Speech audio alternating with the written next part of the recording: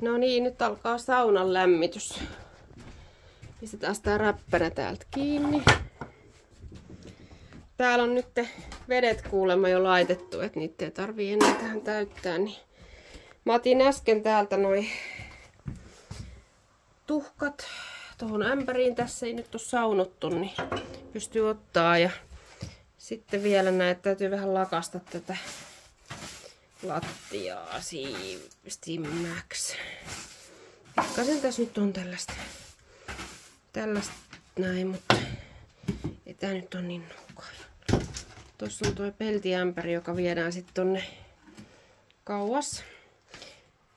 Täällä on semmonen tilanne, että pistän tuon harjan tuohon. Tää levy laitetaan tähän aina saunomisen ajaksi, tai siis sytyttämisen ajaksi. Tää kerää vähän vettä, tää kallistus. Ei oo ehkä ihan tämmönen insinööri suunnittelemisen helmi, mutta siihen kerääntyy vettä, niin se otetaan aina pois sitten ja sen jälkeen aletaan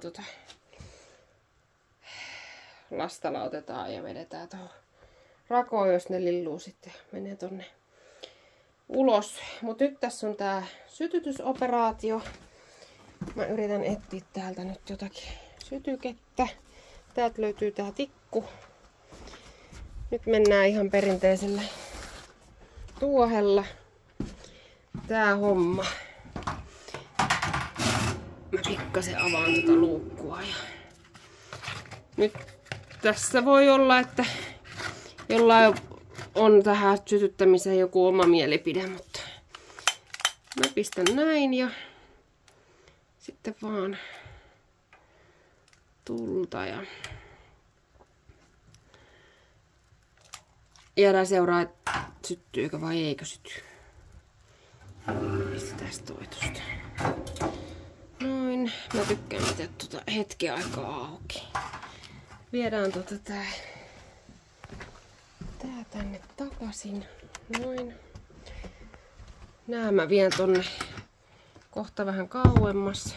Pistetään nyt ovi kiinni, niin alkaisi toi lämpökäs sitten tänne tulemaan. Nyt sitten vähän aikaa odotellaan, katsotaan, että alkaako savu nousea tuolta vai ei.